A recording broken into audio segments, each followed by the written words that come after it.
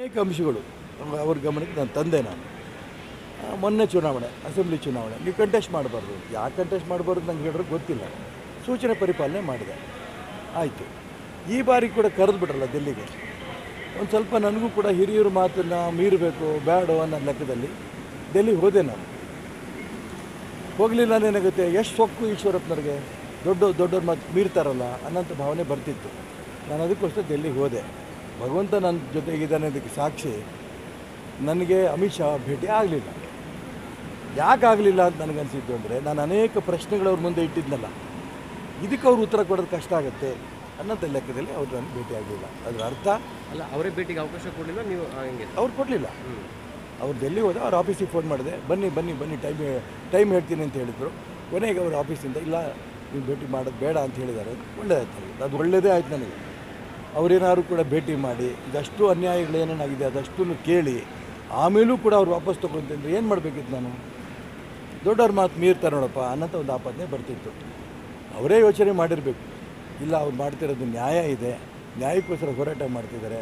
ನಾವೊಂದು ಕಡೆ ಹೆಂಗೆ ನ್ಯಾಷನಲ್ BJP ಹೋರಾಟ ಮಾಡ್ತಿದ್ದೀವೋ, ಕರ್ನಾಟಕ ರಾಜ್ಯದ ಭಾರತೀಯ ಜನತಾ ಪಾರ್ಟಿಯಲ್ಲಿ ಆಗ್ತಿರೋಂಥ ಅನ್ಯಾಯದ ವಿರುದ್ಧ ಅವ್ರು ಹೋರಾಟ ಮಾಡ್ತಿದ್ದಾರೆ, ಸರಿ ಇರ್ಬೋದು ಅನ್ನೋಂಥ ಭಾವನೆ ಅವರು ಅನೇಕರ ಹತ್ರ ಮಾತಾಡಿ ಈ ತೀರ್ಮಾನ ತೊಗೊಂಡಿರ್ಬೋದು. ಯಾಕೆಂದರೆ ಅವರೇ ದೆಹಲಿ ಬಾ ಅಂಥೇಳಿ ಭೇಟಿ ಕೊಡಲಿಲ್ಲ. ಅವ್ರು ಇರಿಸ್ಮುರ್ಸು ಒಂದು ಕುಟುಂಬದ ವಿರುದ್ಧ ನಾವು ಹೋರಾಟ ಮಾಡ್ತೀವಿ ಕಾಂಗ್ರೆಸ್ ವಿರುದ್ಧ ಅಂದಾಗ, ಕರ್ನಾಟಕ ರಾಜ್ಯದಲ್ಲಿ ಕಾಂಗ್ರೆಸ್ ಸಂಸ್ಕೃತಿ ಅದೇ ಕುಟುಂಬ ರಾಜಕಾರಣ ಇದೆಯಲ್ಲ, ಯಡಿಯೂರಪ್ಪ ಅವ್ರ ಮಕ್ಕಳದ್ದು ಇದೆಯಲ್ಲ. ಈ ರೀತಿ ಅನೇಕ ಅಂಶ ನಾನೇನು ಪ್ರಸ್ತಾಪ ಮಾಡಿದೆ, ಇದು ಯಾವುದಕ್ಕೂ ಉತ್ತರ ಕೊಡೋದು ಕಷ್ಟ ಆಗುತ್ತೆ ಅಂತ ಅವ್ರು ಭೇಟಿ ಮಾಡಿಲ್ಲ. ನನಗೆ ಅದಕ್ಕೋಸ್ಕರ ಭಗವಂತ ಇದ್ದಾನೆ ಅಂತ.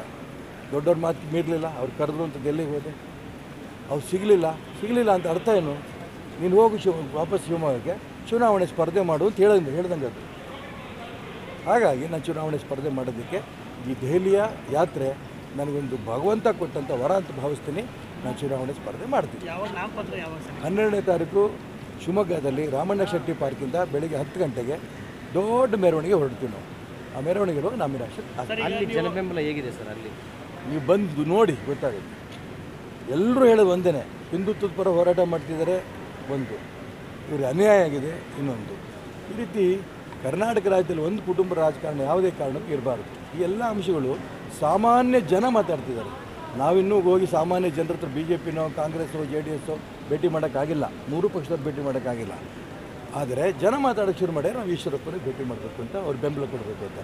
ಬರೀ ಭಾರತೀಯ ಜನತಾ ಪಾರ್ಟಿ ದೊಡ್ಡ ಗುಂಪು ನನ್ನ ಜೊತೆಗಿಲ್ಲ ಅಂತ ಅಂದ್ಕೋಬೇಡಿ, ತುಂಬ ದೊಡ್ಡ ಗುಂಪು ನಮ್ಮ ಜೊತೆಗಿದೆ. ಆದರೆ ಕಾಂಗ್ರೆಸ್ನವ್ರು ಹೇಳ್ತಾ ಇದ್ದಾರೆ, ಇಲ್ಲಿ ಡಂಬಿ ಕ್ಯಾಂಡಿಡೇಟ್ ಹಾಕೊಂಡ್ಬಂದಿದ್ದಾರೆ ಯಡಿಯೂರಪ್ಪನವರು, ಹಾಗಾಗಿ ನಾವು ನಿಮ್ಗೆ ಬೆಂಬಲ ಕೊಡ್ತೀವಿ. JDSನವರು ಏನು ಹೇಳ್ತಾರೆ, ನಾವು ಬೆಂಬಲ ಕೊಡ್ತೀವಿ.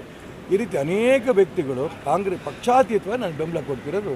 ನಾನು 100% ಗೆಲ್ತೀನಿ ಅಂತ ವಿಶ್ವಾಸ ನನಗೆ.